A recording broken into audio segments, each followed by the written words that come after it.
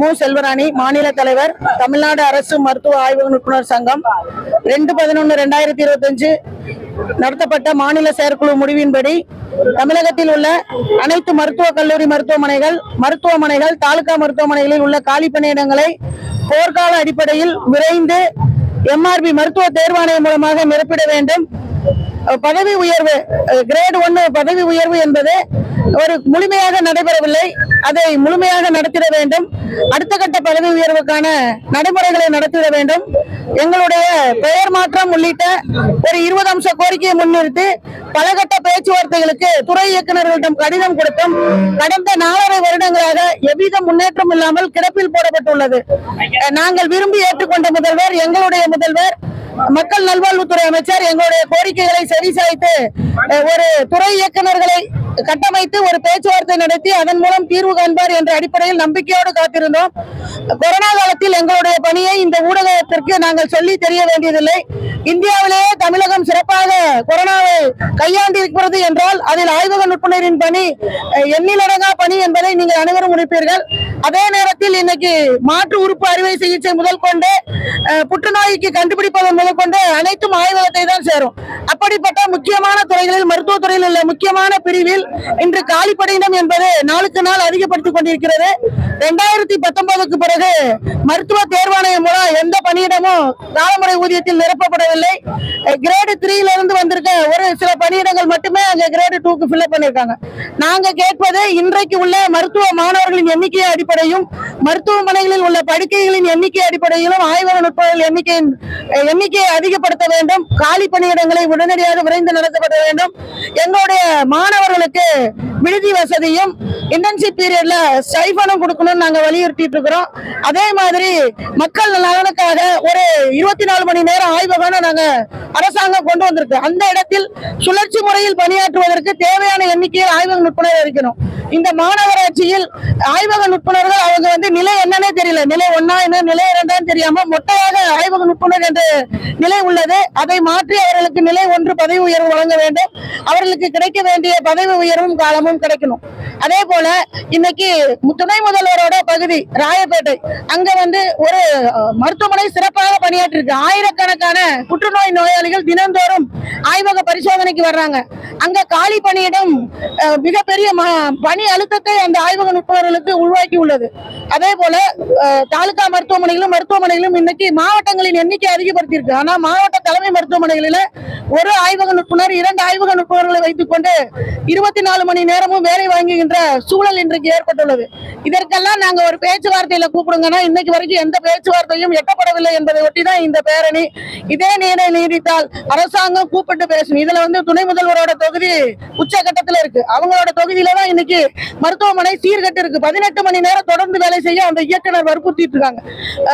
சில மருத்துவமனைகளில் ஆய்வக நிபுணர்கள் இதே நிலை நடச்சுன்னா நாங்க தற்கொலை பண்ணிக்குவோங்கிற நிலைக்கு தள்ளப்பட்டிருக்கிறார்கள். இதையெல்லாம் மாண்புமிகு மக்கள் நல்வாழ்வுத்துறை அமைச்சரும் தமிழக முதல்வரும் உடனடியாக கவனத்தில் கொண்டு எங்களுடைய குறைகளை பேச்சுவார்த்தையில் அழைத்து எங்களுடைய இருக்கிற இன்ஃப்ராஸ்ட்ரக்சர் என்னன்னு கேட்டுட்டு அந்த காலி பணியிடங்களை நிரப்ப வேண்டும்.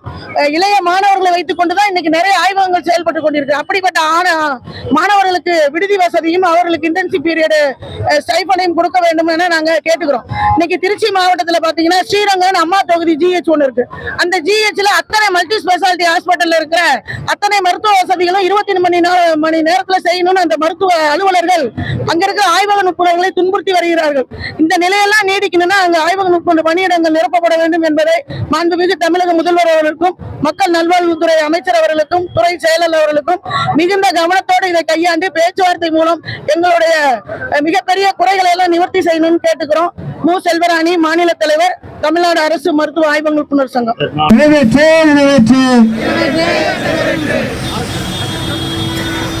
கன்னியாகுமரி முதல் சென்னை வரை அனைத்து மாவட்டங்களில் இருந்து வீறு கொண்டு எழுந்த மந்திரி மாண்புமிகு மக்கள் நலத்துறையுடைய அமைச்சர் அவர்கள் ஒரு பொய்ய பயங்கரமா கட்டமைப்பு பண்றார்.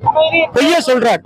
ஒரு போஸ்ட் கூட நீங்க மருத்துவத்துறைக்குள்ள அத்தனை கேட்டகரியிலும் காலி பணியிடம் இருக்கு. அவங்களா ஒரு மேனிஃபெஸ்டோ எடுத்துக்கிட்டு எல்லா பணியிடமும் போட்டாங்க. எதுல போட்டாருன்னு பார்த்தா அவுட் சோர்சிங்ல போட்டிருக்காரு. காலி பணியிடம் அப்படியே தான் இருக்கு. அவர்கிட்ட கேட்டோம்னா இப்ப சமீபத்துல 2 நாளைக்கு முன்னாடி நான் அவரை போய் சந்திச்சப்ப இந்த மாதிரி எங்களுடைய கோரிக்கை 20 அம்சம் கோரிக்கை இருக்கு, 20 வருஷமா போராடிட்டு இருக்கோம். நீங்க வரதுக்கு முன்னாடி உங்க ஆட்சியில தேர்தல் கால வாக்குறுதியில நீங்க கொடுத்தீங்க, நாங்க ஏடிஎம்கே ஆட்சியில போட்ட எல்லா கான்ட்ராக்ட் அவுட் சோர்சிங் போஸ்டிங்களும் நாங்க நிரந்தர போஸ்டா நாங்க வந்தா கொடுத்துருன்னு சொன்னீங்க. நீங்க வந்ததுக்கு அப்புறம் ஆய்வக நுட்பனர் ஒரு பணியிடம் கூட நீங்க எம்ஆர்பி மூலமா நிரப்பலன்னு நம்ம சொல்லியிருக்கோம். ஒரு பணியிடம் கூட இது டேட்டா இருக்கு, நீங்க எடுத்து பார்த்துக்கலாம். அவங்க ஒரே ஒரு போஸ்டிங் கூட லேப் டெக்னீஷியன் எம்ஆர்பி மூலம் நிரப்பல, காலமுறையில் நிரப்பல. எல்லாமே அவுட் சோர்சிங், எல்லாமே கான்ட்ராக்ட். இவங்க எல்லாம் பேசுறது எல்லாமே திராவிட மாடல், ஜனநாயகம், அதை எல்லாமே பேசுறாங்க. ஆனா இதுல எங்க உங்களுக்கு நீங்க பர்மனன்ட் போஸ்டிங் போட்டா தானே உங்களுக்கு வந்து சமூகத்துல இடஒதுக்கீடு கொடுக்க முடியும். அவுட் சோர்சிங்ல எந்த இடஒதுக்கீடு கொடுக்க முடியும்? இப்படி பொய்யா சொல்றார் மந்திரி அவர்கள். நாங்க பல கட்ட போராட்டங்கள்ல நாங்க இதை வெளிப்படுத்திருக்கோம், பல கட்ட ஐஏஎஸ் ஆபீசர்கிட்ட இதை பத்தி சொல்லியிருக்கோம். ஆனா எங்களுக்கு தேவை, நாங்க தொடர்ந்து போராடிட்டு இருக்கோம். எங்களுடைய கோரிக்கை அடுத்ததாக நாங்க வந்து இதுக்கப்புறம் எங்களை கூட்டி பேசலன்னா எங்களுடைய எங்களுக்குன்னு ப்ரொமோஷன் ஒண்ணு கூட இல்லை. எங்களுடைய கேட்டகரி பாத்தீங்கன்னா மருத்துவத்துறையில டாக்டர்ல இருந்து அட்டெண்டர் வரைக்கும் இருக்காங்க. எல்லாரும் 4 கட்ட 5 கட்ட ப்ரொமோஷன் வாங்குறாங்க. நாங்க ஒரே ஒரு கட்ட ப்ரொமோஷன் தான். அந்த ஒரு கட்ட ப்ரொமோஷனும் பாதி லெவல்ல தான் இருக்கு. 30% தான். கிட்டத்தட்ட 5000 லேப் டெக்னீஷியன் இருக்குன்னா அதுல 30% தான் ப்ரொமோஷன் இருக்கு. ஒரு கட்ட ப்ரொமோஷனை நீங்க முழுமைப்படுத்தணும் தான் நாங்க கேட்கிறோம். எங்களுக்கு ப்ரொமோஷன் 2வது கட்ட ப்ரொமோஷனை நீங்க மருத்துவ கல்லூரி சைடுல உருவாக்கி அரசாணை வெளியிடாம நிக்குது. இதெல்லாம் நாங்க 4 லேப் டெக்னீஷியனுடைய பணிகளை செய்யறோம். இரவும் பகலும் பாராம உழைக்கிறோம். மக்களை காப்பாற்றுற பணி தான் எங்களோட பணி. மக்களுக்கு எந்த விதத்திலையும் பாதிப்பு வராம தான் இந்த பேரணியை திட்டமிட்டு இருக்கோம். எல்லாரும் வேலையை முடிச்சுட்டு இந்த பணியை நம்ம உருவாக்கணும், எந்த விதத்துல மக்கள் பாதிக்கப்படக்கூடாதுன்னு சொல்லியிருக்கோம். அப்படிதான் எங்களுடைய போராட்டம் திட்டணும். ஆனா இந்த அரசாங்கம், இங்க இருக்கிற அதிகார வர்க்கம் எங்களை புறக்கணிக்கிறாங்க. தொடர்ந்து 20 வருஷமா புறக்கணிக்கிறாங்க. நாங்க அட்லீஸ்ட் இந்த டிஎம்கே ஆட்சியில ஒரு பேச்சுவார்த்தை நடத்துன்னு கேட்கிறோம். ஒரு பேச்சுவார்த்தை நடத்தல என்ன குறைஞ்சு போயிட போறாங்க? ஒரு பேச்சுவார்த்தை மூலமா சில நிதி இல்லாம சில கோரிக்கைகளை நாம நிறைவேற்றலாம். அதை கூட செய்ய தயங்குதுன்னா இந்த அரசாங்கத்துக்கு நாங்க என்ன வகையில எங்களுடைய கோரிக்கையை சொல்லணும்னு எங்களுக்கு தெரியல. அதுதான் கடைசி கட்டமா நாங்க வந்து கோட்டையை நோக்கி நாங்க கிளம்புறோம்.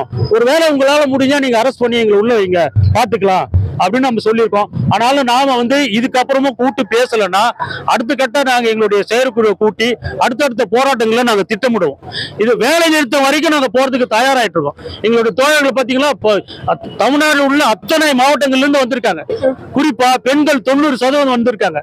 நாங்க எல்லாம் அடிபட்டு காயப்பட்டு இருக்கோம், மிகவும் காயப்பட்டிருக்கோம். அதனால தயவு செய்து மாண்புமிகு முதல்வர் அவர்களுக்கும் அமைச்சர் அவர்களுக்கும் நாங்க கேட்டுக்கொள்வது, நீங்க எங்களோட ஒரு கூட்டு பேச்சுவார்த்தை அதிகாரிகள் மத்தியில் உருவாக்குங்க. அதுல எங்களுடைய கோரிக்கைகளை நீங்க பேசி தீர்க்கணும் தான் கேட்டுக்கொள்கிறோம்.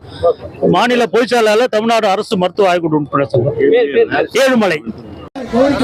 பேச்சுவார்த்தை மூலமாக எங்கள் தலைவர்கள் அழைத்து பேசி அரசு, மாநில அரசு, தமிழக அரசு, மருத்துவத்துறை, கல்லூரிகள், மருத்துவமனைகளில் ஒப்பந்த முறையில் நியமிக்கப்பட்ட 500க்கும் மேற்பட்ட